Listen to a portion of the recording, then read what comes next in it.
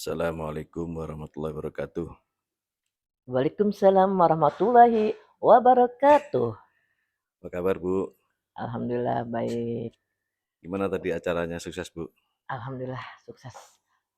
Target tercapai, materi dan segala macam dan peserta juga tercapai. Berapa tadi pesertanya, Bu? Sekitar 70 lebih ya. Wah, banyak sekali ya. Mm-mm. Oh iya, Bu. Apa pendapat Ibu tentang materi yang tadi disampaikan, terutama tentang wanita yang cantik? Iya. Oke. Apa aja itu, Bu? Silakan, Bu. Jadi wanita yang cantik menurut tadi Ustazah ada 3.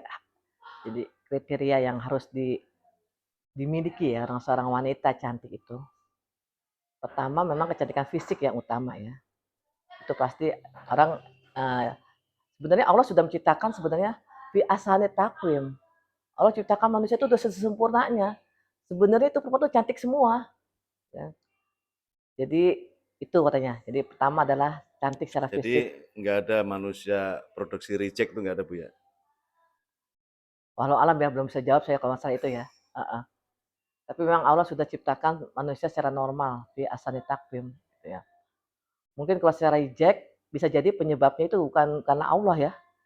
Manusia itu sendiri. Jadi ada wanita-wanita yang selama hamil merokok, mengkonsumsi obat, yang ada aktivitas-aktivitas yang merusak janin. Janinnya. Iya, itu. Jadi sebenarnya Allah ciptakan dengan sebaik-baiknya, tapi manusia sendiri yang merusaknya. Nggak Mungkin bertanggung jawab maksudnya. iya, tidak memelihara amanah kehamilannya.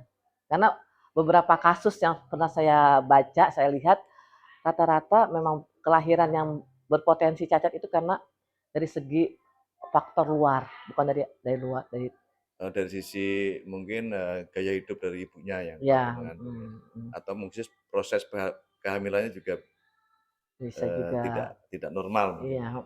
Oh gitu. ya. Jadi pertama secara fisik dia cantik, kedua ruhiyahnya tentunya ruhiyahnya. Sini kalau kan dari segi syar'i ya dilihat ruhiyahnya. Jadi yang pertama tadi fisik ya, aspek Mm-mm. materialnya. Terus Nah, yang kedua dari aspek ruhiyahnya, aspek spiritualnya ya. spiritual.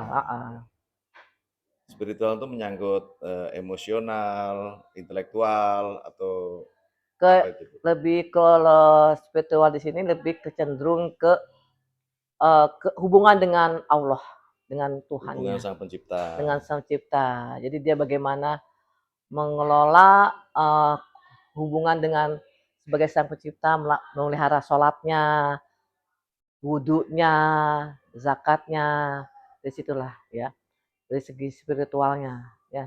Yang ketiga ada dari intelektualnya tentu ya, Oh berarti intelektualnya. intelektual terpisah ya. Iya terpisah, terpisah. Jadi fisik, ruhiyahnya, ketiga intelektualnya, Kecerdasannya. kecerdasannya. Jadi kan kalau orang ada yang anekdot lah, buat apa cewek cakep tapi otaknya jongkok, nggak bisa jak ngomong, nggak bisa nyambung. Itu Pokoknya, mungkin. pokoknya, pokoknya. Pokoknya dia cantik tapi seperti ada yang kurang gitu loh. Nah itu dah.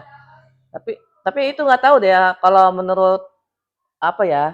Inner beauty Nah, namanya. inner beauty-nya di situ ya. Inner beauty-nya kelihatan di situ inner beauty-nya.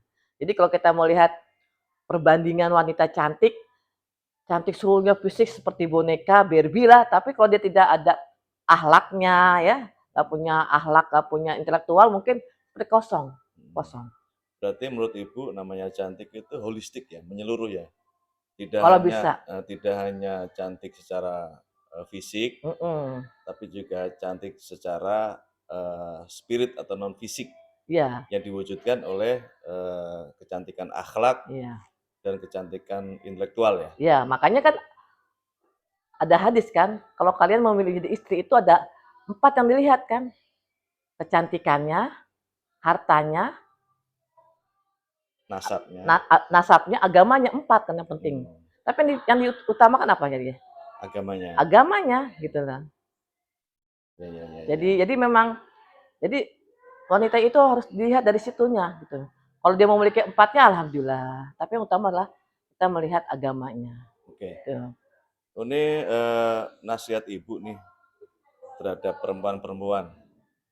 Bagaimana cara mereka untuk bisa meningkatkan kecantikan secara fisik maupun kecantikan secara spiritual tadi. Nah, Artinya cantik secara penampakan dan cantik secara kedalaman, inner iya. beauty.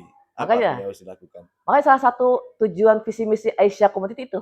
Wah, Jadi Aisyah itu bukan promosi Bu ya, bukan ya? bukan. Jadi Aisyah Community, Aisyah itu artinya mengandung 5 konsep itu. A, Satu, aktif aktif aktif. ya. Wanita harus punya aktif, jangan wanita yang malas-malesan, Hmm, mager, zaman sekarang kan ya, ya, mager ya. gitu. Terus ini apa? Punya wawasan intelektual. Mau Dia belajar. mau belajar. Jangan sudah jadi ibu-ibu, sudah jadi seorang dokter, cukup sudah, tapi harus belajar karena ilmu itu gak hanya ilmu yang dia pelajari sekarang, banyak ilmu-ilmu yang lain yang belum kita pelajari. Berkembang terus Ya Bu ya. berkembang, apalagi sekarang zaman sekarang semua berkembang.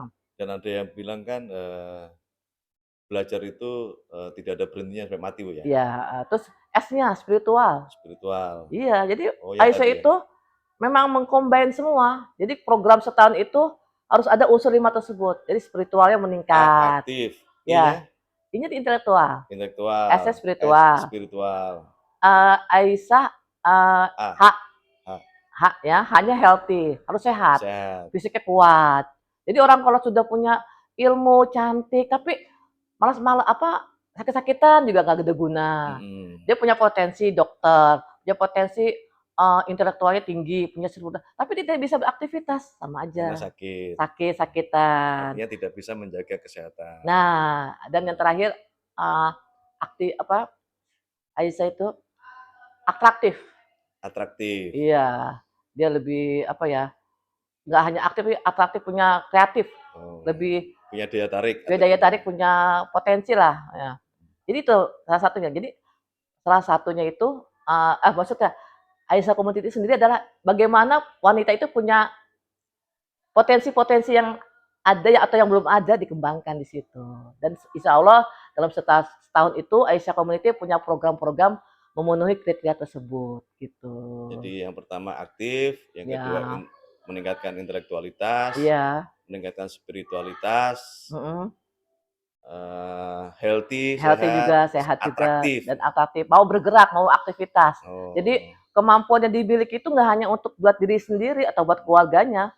Kalau dia punya potensi, dia punya keahlian apa make up ya, hmm, dia harus kembangkan dan harus bisa memberikan menularkan ilmunya.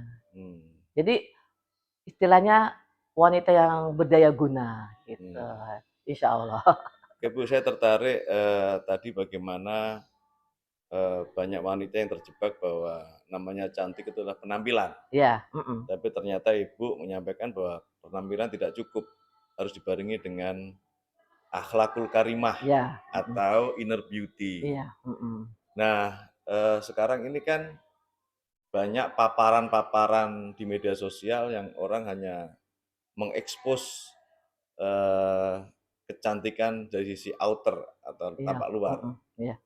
Nah, menurut Ibu bagaimana cara supaya para perempuan ini mau meningkatkan inner beauty, bahwa inner beauty itu yang abadi katanya gitu. Iya, Karena fisik kan menua, iya, nanti jadi nenek-nenek, jadi jelek. Tapi mhm, ketika inner beauty ini adalah abadi, iya, akhlakul mhm, karimah mhm, dan sebagainya. Bagaimana cara Ibu Suada ini mengajak ke iya, teman-teman perempuan untuk lebih dominan meningkatkan inner beauty, Bu? iya. Nah, generasi sekarang, anak-anak generasi 2000 ya, terutama, itu buat mereka sekarang adalah skincare utama ya. Jadi ada penelitian, Gen Z iya, ya Gen Z bahasanya. itu kalau dulu era tahun 80-an kalau kita punya gaji buat nabung beli rumah, era 90-an punya uang gaji bisa untuk beli gadget-gadget yang canggih-canggih. Kalau sekarang wanita-wanita sekarang punya duit tuh buat apa? Beli skincare Skincare. utama. Jadi uang jajan utama adalah untuk beli skincare, bahkan Hmm. ya bisa ratusan, bisa jutaan gitu ya. Jadi memang ada satu sisi dia sudah paham. Padahal menurut dokter ya, dokter Neneng, perawatan wanita itu adalah dimulai dari apa? Usia yang mulai usia 30-an. Jadi usia belasan, 20 tahun, seorang wanita tidak perlu untuk skincare gitu ya. Tidak perlu tuh skincare karena sudah alami keluar semuanya itu. Allah apa ya, regenerasi kulit selalu selalu ada gitu. Jadi sebenarnya tidak perlu skincare di usia belasan tahun dan usia 20 tahunan tidak perlu. Ya, jadi mungkin untuk memberikan apa, pemahaman kepada anak-anak memang harus dari segi orang tuanya juga, gitu. Jadi kalau anak harus bisa diarahkan gitu. Kamu belum perlu perlu belum belum perlu skincare karena kamu cukup kalau secara ilmiahnya sih mungkin secara secara agama gitu ya, kamu cukup berwudu, sabunan aja dulu di rumah gitu untuk perawatan sehari-hari ya. Tapi untuk kalau bisa diarahkan, arahkan saja dulu. Belum waktunya skincare. Jadi menurut Ibu kalau di usia-usia masih cukup belia, Iya, janganlah anak-anak kita tergoda oleh produk-produk skincare ya. iya, Lebih kepada perawatan yang alami, yaitu dengan menjaga wudhu, iya, mandi yang bersih. iya. Karena dalam Islam Eh, sudah diajarkan semua itu. Kalau nutrisi gimana Bu? Harus banyak, karena kan sel-sel kita kan dibangun dari nutrisi yang kita makan, Iya. termasuk sel kulit. Nah, Mungkin nutrisi seimbang juga iya mungkin perlu ya itu dikampanyekan seperti ya. makanan yang sehat ya, makanan sehat Ya. berimbang. Karena kan anak-anak kita sekarang ini sudah digempur oleh makanan-makanan yang tidak punya standar Mm-mm. nutrisi yang baik, Iya, hanya standarnya enak. iya, Jadi itu juga konon katanya cukup membahayakan ke depan. iya, Jadi anak-anak perempuan kita lebih senang makanan-makanan yang berselera tinggi tapi tidak memenuhi standar nutrisi iya, yang baik. iya. Apakah Ibu juga setuju kalau anak-anak itu dikampanyekan untuk kembali makan banyak sayur, makan buah, gerak badan, gimana Iya, itu Bu? iya. Memang itu akhirnya kembali kepada keluarga ya, keluarga masing-masing ya. Jadi emang basic dasarnya semua semua keluarga. Semua apapun itu basic keluarga. Jadi memang harus orang tua juga harus paham juga berarti kan. Orang tuanya bukan hanya anak harus tahu, tapi ternyata orang tua tidak memahami, percuma. Jadi emang harus ada kerjasama keluarga gitu. Orang tua itu ya kan berarti ibu, bapak juga berperan. Jadi situ basic utama adalah keluarga. Artinya keluargalah yang menjaminkan gimana anak-anaknya Bu ya. Iya, betul. Apa yang dimakan anaknya juga dimakan sama orang tuanya. Iya, Atau sebaliknya, apa yang disediakan orang tua kadang juga itu yang mengalir ke anaknya. iya, iya. Terakhir Bu, pesan-pesan kepada generasi muda perempuan ya, Mm, ya. yang sudah sangat tersandra oleh produk-produk skincare ini, Mm, gimana menurut Ibu? iya. Jadi sebenarnya basic dasar kecantikan tadi ya, menurut ustazah, jadi pertama adalah jaga sholat ya. Karena menjaga sholat apa? Otomatis jaga wudhu ya, Kebersihan kebersihan utama. Jadi kan dan sebelum sholat gerakan. ada sebelum sholat ada wudhu kan. Nah wudhu itu adalah menjaga menjaga kebersihan ya. Itu. Dan selanjutnya berpikir positif, selalu tersenyum ya, dan hati dijaga, berbaik sangka sama orang, tidak iri, tidak hasad. Jadi akhlakul karimah lebih terpatri dalam diri wanita itu sih. Tapi sebenarnya memang tadi kembali kepada didikan keluarganya gitu ya. Jadi kalau kalau kalau dia pengen seperti itu, tapi kalau keluarga tidak mencerminkan nggak percuma. Memang sumbernya semua adalah orang tua juga harus punya ilmu juga bagaimana mendidik anak gitu ya.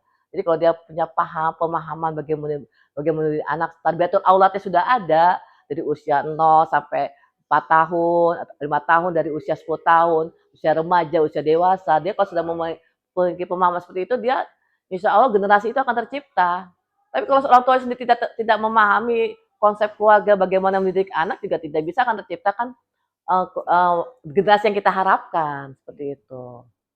Ya jadi tetap, yang pertama harus dimulai dari orang tua Bu ya, yang Iya, harus mendidik dan memberikan contoh kepada iya, anak-anaknya, bagaimana membuat pola hidup yang sehat. iya, Yang kedua juga ada pembinaan dan pemberian contoh soal akhlak iya, atau manajemen, hati. iya, Karena kan untuk tidak iri, tidak marah, selalu senyum bukan sesuatu yang iya, sederhana Bu, iya, hari ini. iya, Sekarang ini orang ledek-ledekan bisa bunuh-bunuhan, iya, atau masalah kecil aja bisa iya, piring terbang di iya, mana-mana di rumah iya, tangga. iya. Oke Jadi Bu, terima tunggu kasih. dulu, saya ada closing dulu nih ya. Nah, Ya. closing statement Bu.